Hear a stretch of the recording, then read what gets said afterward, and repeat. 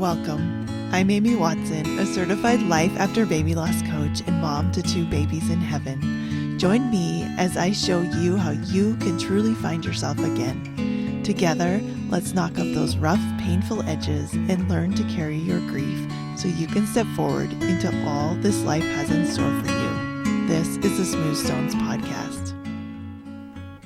Have you ever wished you could just have someone on call to help you through your day, to help you with your grief, to help you with your goals and staying motivated? Well, that's what I have for you. I have my summer coaching program. It's super flexible. It is called Peace in My Pocket. And what it is when you sign up, I'm going to help you get on this free walkie-talkie app, and you get to reach out to me whenever you want, and I will answer you in a reasonable amount of time. But what this does is anytime something's coming up, a lot of times my clients will be like, well, 3 days ago I had this thing and it was kind of hard, but now I don't know, it's not that big a deal. I want you to be able to reach me in the moment when you're dealing with stuff, or on Monday mornings when you just need a kick in the pants. Anything you need a life coach, a grief coach for, this is what Peace in My Pocket is. It's going to be really fun. I think it's a fun way to get to know each other and to get to talk back and forth. If you want to sign up, go in the show notes, click on the link, or just go to smoothstonescoaching.com/peace. And you will find all the details there and you'll be able to sign up. It is only $97 for the entire summer. And if you've been thinking about it, go ahead and do it. It's a no-brainer. Your life is just better when you have a life coach. Everybody needs a life coach. Unfortunately, I can't coach everyone, so spots will run out. So go and do it. This is your push. If you want me in your ear, whenever you need me on call, go and do it. Whether you've worked with me before or you've been thinking about it, this is a great way to start and see how you like coaching. Now, today is going to be a little bit different than some of my other episodes. I am just going to tell you something that happened to me and my family. I'm going to talk you through it, and everything I talk you through, I want you to think about yourself and your life and things that have come up for you. I will also be giving you the tools that I used in this situation that helped me to manage it and process it. And now I am 10 days about out from it. And I am feeling pretty good. And that's the great thing when you have the tools, when you know how to manage your mind, your emotions, your nervous system. You can process through things and really just take care of yourself and take care of what you need to, and then be able to move on. It's going to give you freedom. It's going to give you peace. It's going to give you confidence. Something I see a lot with my clients is they are just afraid. They're afraid of feeling bad. They're afraid of something happening. They are afraid of so many things in their life, and you cannot be who you want to be when you're afraid of everything. So once you learn how to do this, you're going to feel so much better about yourself and your life.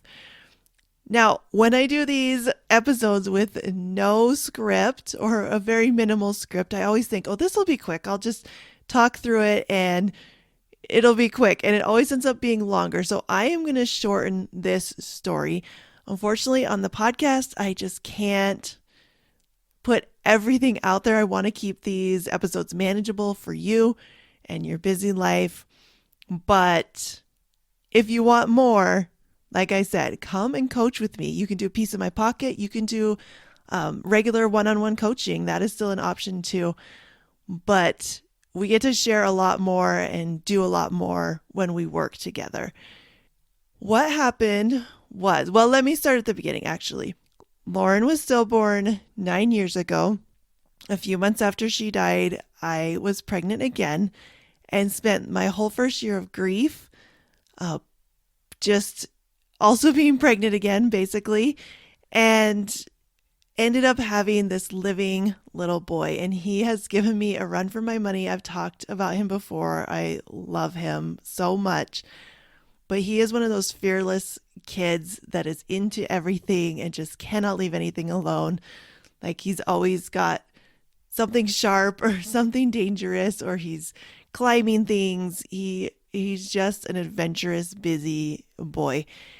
And so I know with him that I am going to get those phone calls that every mother worries about. I've gotten the calls from the school. I've gotten calls from friends. Uh, there we've, my girls that I had first, not a broken bone, not a stitch. I've never had a broken bone or a stitch. And here he comes, and we've already had all of the above. So the other day he went with our neighbor who's a little bit older. They went up the mountain. We are so grateful. We live in a place that kids can just get on their bikes, go out in the hills and ride around, and they have a great time.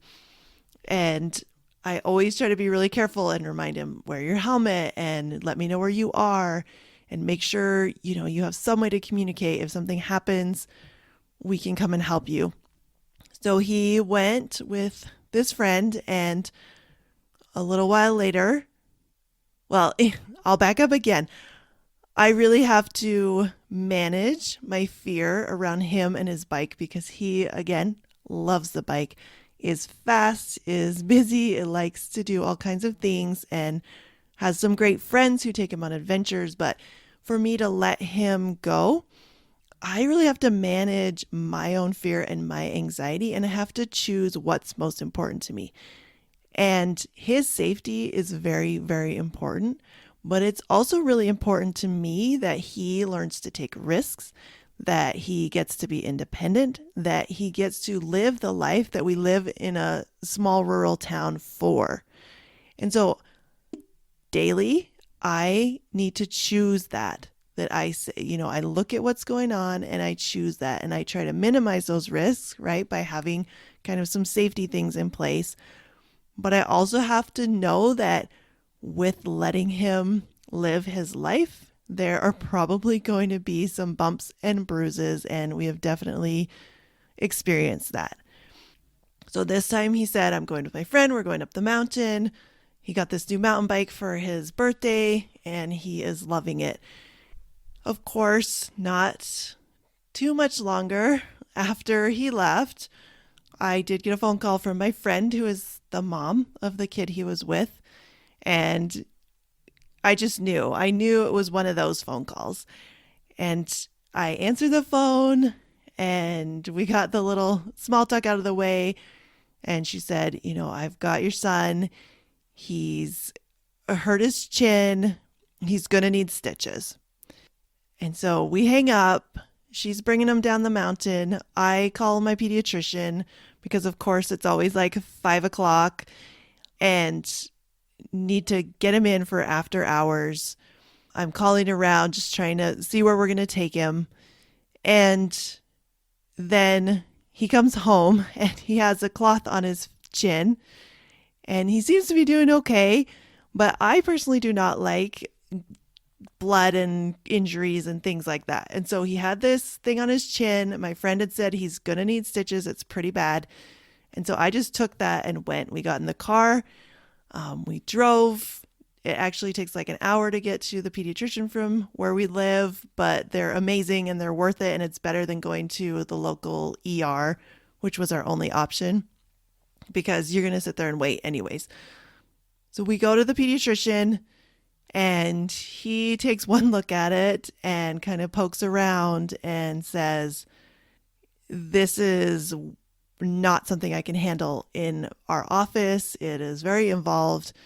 He started talking about that we might need surgery, that he might need to be put asleep, that he might have broken his jaw, that he had injured not only the outside of his chin, but it had gone all the way through into his mouth, into his gums. So all of this time, I am taking deep breaths. I am just doing one step at a time. What do I need to do? How do I need to take care of this? I trust my friend. I know she's got him. And I trust her assessment. And as I'm driving, I'm just doing the best I can to get there quickly but safely. We're not speeding or anything. We're getting there. We're comforting him. Luckily, my older daughter was able to come and kind of sit in the back seat with him while I drove. So I'm just taking lots of deep breaths and trying not to overreact, trying to stay calm, just kind of matter of fact. This is not our first rodeo. We've done this before with these kind of after hours trips to the pediatrician, and we're just doing that. When we do get there and see kind of the damage and everything that's going on, and the pediatrician starts telling us this news, I of course was a little bit like, ugh, now. Okay, so we've got to go over to the ER at the big hospital. I know that it's a great hospital. I trust that hospital. I know they'll have specialists, but also it's a little scary. Like now I'm like, okay, you can't eat and you can't have anything to drink because we might need to do surgery. And I need to call my husband and have him come and be there because he had gotten off of work. And so just, again, going through the steps of what do we need to do and how can we comfort my son and keep him calm and also do what we need to do. I also know that going to the ER anywhere could be, anything could happen and it could take a really long time. There could be, a lot of interesting things coming in the doors at the ER. But luckily, we were able to get settled, and they got us into a room pretty quickly.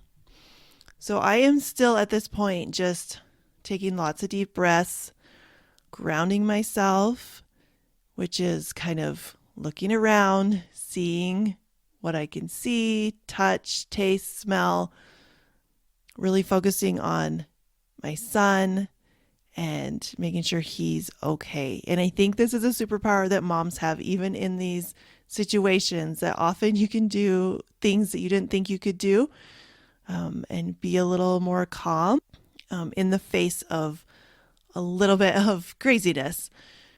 So we continue into the hospital, and finally the ER doctor gets there and takes a look at it and says, he thinks that the jaw isn't broken. He thinks they can fix him up there in the ER. We just have to wait, and he was going to consult with a specialist. So again, we had to wait for the specialist, and the specialist wanted to do all the work. He had to get like a ear, nose, and throat doctor who specialized in facial trauma. And so we wait and wait and wait. And at this point, it's getting really, really late. And I'm trying to make a long story short. But the waiting is hard. We're in there, we've got the little TV. My son is being a trooper. Like, I will give him just all the praise for being really, really brave and patient, because he hadn't eaten since lunch and we're pushing like 9-10 o'clock at night. They say it won't be that long.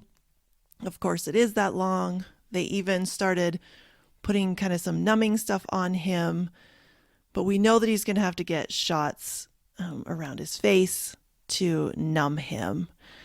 And the other time we did stitches, they had this special stuff that they don't have to do shots at all. It takes a long time. They have to leave it on, and it numbs them deep enough that they didn't need to do shots at all. So he wasn't scared of stitches because he didn't have to do shots. Well, we know we're going to have to do it this time. And we wait and we wait and we wait. And there's blood, and there's, it's like bits and pieces are sticking out, and it's a pretty severe injury. And what had happened, we finally got this story. We kind of had bits and pieces of the story from his point of view. He had said that there was like a cut off tree branch and he had run into it. When we talked to our friends later, they had said what happened was there was a hill going down and there was a sharp turn at the bottom, and he didn't realize there was a sharp turn and was just going like full speed down the hill and ran into a branch and actually broke it off with his face.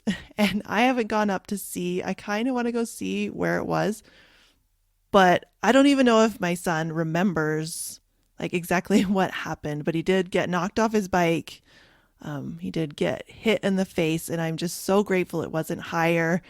If it was his nose or his eye, this could have been much worse. And I don't think it's other people should ever talk you out of or minimize what's happened to you. But for me, I really was grateful, and that really was helpful. That's something that I use in my toolbox is being grateful, noticing the small blessings, even in traumatic situations. So back to where we were, we're waiting. He finally comes in. Well, this doctor has to look at everything. It's kind of painful for him to look at everything and poke at everything and really assess the situation. And, he says, we can do this. We're going to get it going. Well, they had put the topical numbing on the outside of his mouth, of his chin, but they did not put any on the inside. And they ended up having to do a lot of shots on the inside of his mouth. And he was screaming. Sorry, guys, I'm just going to say what it was. He was screaming. He was crying. He was yelling, like, are you done? Please stop. And I, again, do not like needles, do not like blood, do not like injuries. So I'm holding his hands and like trying to hold his head and just telling him, just hang in there, just hang in there. Don't move. Try not to talk. Try not to move. He's almost done. And he kept saying, are you done? Are you done? And the doctor kept saying, just one more minute, like just a couple more minutes, a few more. And it was really rough. It's a little emotional right now. It was, yeah, it's one of the hardest things as a mom of a living kid is to watch them in pain and know that like all you can do is be there for them, right? And he wanted me. He didn't want his dad. Usually his dad is better at stuff like this. He's like a rock in these situations, but he wanted to hold my hand. He wanted me to be there with him. And so I just put my head down and held his hand and kind of put my hand on his head and just kept trying to reassure him and keep him going through that. And that's another tip I want to give you. You can minimize the input. So in my case, like I don't want to look at it. I don't want to see it. I just want to put my head down. And I did have to look at it a little bit more than I planned to during the whole night. But at that point, it was just like, put my head down, take lots of deep breaths, put my hands on him and keep reassuring him and talking to him and doing what I can. So that helped me stay calm enough to be able to help him. We finally got the shots over with. As everyone knows, that's usually like the worst part. But we continued going on and he had to clean out the injury and then start doing stitches. And we ended up doing almost an hour worth of stitches. He had to do like 2 layers in his chin. He had to do inside the mouth. He had a cut on his lip. And again, we're pushing, I don't know, like 10 p.m. And we put our kids to bed early, like 7 o'clock. So this was a long, long time. And he was so brave. My son was so brave. He really, once the shots were over, it got a lot better, but it was really hard. I'm going to tell you a little bit of the other things I did as we were doing this, and even as he's doing the stitches, and as I'm just still holding his hand and trying to help him stay still and be comfortable and all of those things. We've all been through trauma. We've been through the death of our babies. We've all got stuff in our past. But when I talk about trauma and how I deal with trauma, this is more of like you are functional, you're doing pretty good, and these things come up where you feel like overwhelmed. You might even have like small panic attacks, I guess, but it's not like an overwhelming thing. You feel overall healthy, like mentally healthy, but you have this anxiety and some trauma that is within your body. And This just means like your nervous system overreacts to things, or you feel like you can't control how you react to some things. Some people would say they get triggered, right? Like something happens and you feel this just like zing inside your body and it's overwhelming. Okay. So I am a life coach. I am not a therapist. I'm not a psychiatrist. I don't diagnose like disorders, but I'm just going to share what I know about me and my situation and what I see a lot in my clients who, again, are doing well and functioning. But for me, the trauma I've been through as a mother is the stillbirth of my daughter. I even think this little boy's pregnancy was basically 9 months of intense fear and nervous system overreaction. And then when we lost River, that was pretty traumatic. I did bleed out. So River is the baby I lost at 14 weeks, was a miscarriage. We had a DNC, and I did bleed out and wake up in the hospital and have a lot of things kind of happen to me in the right after that, and was quite traumatic. And then went on to have a really high risk pregnancy. So I would say that I have dealt with a lot of fear around my children. And so that to me is somewhat traumatic, but I don't label it like I say traumatized like I have experienced trauma, or I would say I'm traumatized kind of in a lighter way. But definitely have been through some things that when something like this happens, I definitely feel it. So to me, what trauma feels like is it's like I said, like a zinging in my body. Like you can feel this energy and it goes like from my legs up to my head and back down and in and out, up and down, right? And it's just there. It's like electricity to me. And I think something that really helps if you get in this situation and you feel like you're being triggered or you're feeling anxiety or trauma, just feel it. I mean, really, it is an energy and it moves and it ebbs and it flows and it comes and it goes. But it's like a tingling, or it's like, maybe you feel a little bit in shock. Maybe your head is a little bit cloudy. Maybe your fingers are tingling. There's lots of ways it manifests, but I want you to just feel it. Like take a breath and feel it. We're so afraid to feel these things and we feel like this is more powerful than us, but you are more powerful than your trauma, 100%. Okay? This is just sensations and nerves and things going off in your body, and it's okay, right? It's okay to just feel it and let it move through. And even after all of that happened and I took kind of a day to recover, even when I talk about it sometimes now, and it's getting better because like I said, it's been like 9 or 10 days. But even when I would think about things, it brings up that reaction, but I know what it is. And that's what you need to do is you need to recognize these things and say, oh, that's just trauma, or that's just my nervous system freaking out. Like that's okay. And it just takes so much power away if you just name it, recognize it, and let it be there. And don't try to fight it. I'll cut to the rest of the story. We got him all stitched up. We got everything cleaned up. We kind of got all our instructions and we headed home. It was very, very late. We hadn't eaten, so we tried to get him something to eat that he could eat when his mouth is like not doing so good. And so we got the food, we got in the car, we got home. Of course, it does take time to recover, and that's really important too. If you've been through something, it's okay that it takes time to recover. It's okay that you are just like, you're on this adrenaline high and your nervous system is just going, going, going. Then you come down off of that. That is also part of the process, and that is not a problem. If you feel like you need a whole day to just kind of curl up and rest and recharge, do that. It's okay. There's nothing wrong with it. Just do what's essential. Let the rest go. It's going to be fine.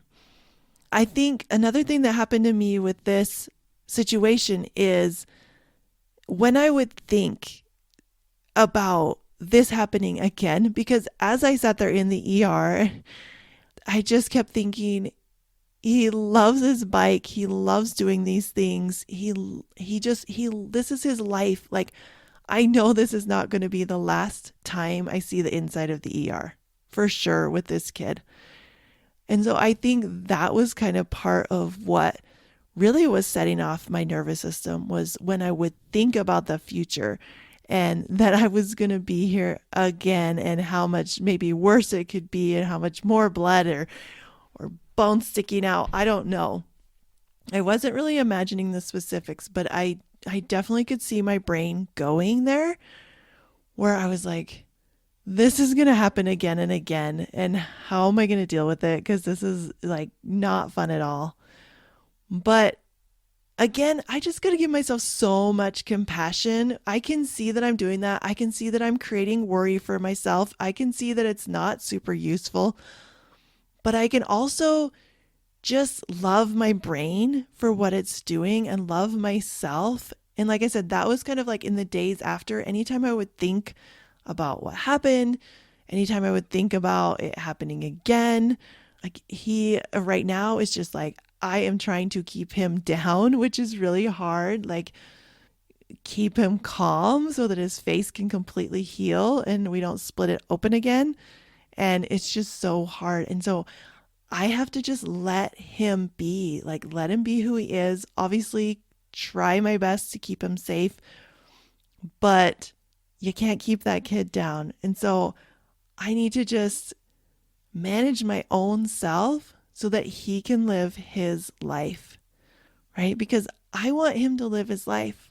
I want him to enjoy it. And I think, like I said before, I think there's so much value in kids taking risks and having freedom and making their own choices. And there's sometimes consequences to that, but I'd rather do that than like keep him at home in a padded room where he could never get hurt. So I'm going to finish this up with a few tips on grounding yourself, but because I don't want it to get too long. But here's the thing. This bike accident happened. It wasn't unforeseeable. When we got him this mountain bike, oh my gosh, he was so excited. He was so excited to go with these friends, and they're a little bit older and better. And I knew that he probably would crash at some point. And he did. And it was scary, and it was hard, and there was a lot of emotions and a lot of energy, and it was emotionally exhausting. But you know what? I'm here, I'm smiling, I'm talking to you about it. I just let those waves come through. I just take care of it. I know it. I love it. I love me. I love him, right? I'm going to give myself so much grace. And that's what I want for you. There are so many of you listening that really get down on yourself because you get triggered, because you worry about your kids, because, I have the sweetest friend on Instagram who had a car accident, and that was the cause of her baby's death. And that is really hard for her to even get in a car. Like, I understand that there are a lot of things going on. You've been through a lot of things, but I want you to know that you can heal. Your body is doing exactly what it's supposed to, and you have to work with it instead of against it. Stop hating yourself for feeling this way. Stop hating your body for reacting this way. It's trying to protect you, but it's your job to tell it that it's safe, right? It's your job to let it freak out a little bit, but not let it freak out a lot, right? Just keep reminding yourself that this is all okay, and you're going to be okay, and you're going to handle it. Just don't blame yourself, and don't ever use thought work to say that you shouldn't feel how you're feeling. What happens in our nervous system is a lot of times out of our control in some ways, but in our control in other ways. You still have your brain, your higher brain. You still can think about your thinking. You can think about your body. You can think about how you're feeling. And this is true even when you're traumatized. So I want you to really just be super compassionate and also take some ownership. If you're finding that you are letting trauma run your life, again, not like clinical diagnosed trauma that needs different treatment, but just, I want to say day-to-day trauma, but just remember that you have a lot more control than you think you do. You are not a victim. You just need to learn about it, learn about yourself, and learn what works for you. Now, I'm going to give you a few tips that will help you in the moment and afterwards. So these are really pretty simple to do, and I know that they work because I've used them myself. So feel your feet on the ground and relax your jaw. This is something I have to remind myself all the time to do. But if you're in a situation that's like, this is when trauma's right in your face, okay? Put your feet on the ground. Do it right now. Feel your feet on the ground, press them down, relax your jaw. When you do those two things, you can't help but notice, and if you're doing it with me, the rest of your body in between relaxes. It's really cool. Okay, so try that. Then get in touch with your senses. What do you feel, see, smell, taste? Like, what is going on around you? Look out the window. Take deep breaths in and out and focus on your breath. Go really deep into your lungs. Put your hand on your chest and your stomach and feel the air move in and out in your lungs and your chest go up and down. Right? When you focus on your breath, it quiets the rest of your mind and it calms your nervous system. The next tip is move your body. Walk, stretch, shake, dance. Let the trauma move through you. So loosen up instead of tightening up. Because when we tighten up, it just makes everything stronger. It's like when you put your finger on the end of the hose, right? It's going to make everything just stronger and faster. But I think even, pacing is something that maybe we think isn't healthy, right? If you're worried and you're pacing, you always see in movies, like in the hospital, when somebody will be pacing. That's a good thing to do. Like, that is your body doing what it needs to do to take care of your nervous system. So whatever works for you, if you need to put on your favorite song and dance around, whatever the situation, just move your body, because trauma is in your body. You got to get it out in your body. Another one I love to do is to pray or meditate. So whatever your beliefs are, you use this. So you may not feel in control, but the universe always has your back. So put your trust in it to hold you up. And that's really important to me. I have a lot of faith. I believe that we have a Father in heaven who loves us and wants to help us, and that he knows more than I know. And so I can pray and focus my mind on kind of giving it to God and knowing that he's going to bless my son, who, when you feel helpless to take away this pain, you can pray for the people that you care about. And then the last one is remind yourself that this is your body doing what it's supposed to do. It is powerful. Use your body and know that this won't last forever if you allow it to move through you. You have to feel it, and it's okay to feel it. I think this is something so many people do. They're so afraid of these uncomfortable emotions and these uncomfortable sensations in your body that we'll do anything we can to get away from it, whether that's using substances, using distractions, all of those things. But you got to just let it move through you. Okay? I got a quote from Fred Rogers. He said, anything that's human is mentionable, and anything that is mentionable can be more manageable. When we can talk about our feelings, they become less overwhelming, less upsetting, and less scary. The people we trust with that important talk can help us know that we are not alone. And that's what I want for you. I wanted to just walk you through this experience that brought up a lot for me. But I hope that as you listen to me talk, you're like, it doesn't sound like maybe it was that big of a deal. She sounds pretty cheery right now. But I'm telling you, the reason I can sit here and talk about it is because I was able to use all these tools to process it and to give myself some time and to just not be upset that I'm upset and to just handle it. And it wasn't perfect. Like, it was not fun. I'm telling you, it was scary and there was like a lot of stuff going on. I'm here and I'm fine. And I want you to know that you will be fine too, and even better than fine. So just like Mr. Rogers said, the people we trust with that important talk can help us know that we are not alone. I want you to know that you're not alone and that I am here to help you. I can help you with this podcast. I can help you even more if you come work with me in coaching. Whatever you've got going on, whatever triggers, whatever fears you have about your living kids, whatever you're struggling with in your grief right now, let me help you. All you need to do is go in the show notes, come to a connection call. I will tell you all about my program, and we will create a custom fit for you to be able to feel confident and to be able to feel peace in your life and in your future. Your future is going to be amazing. Your trauma is not going to dictate your future. You are. I'll see you next time.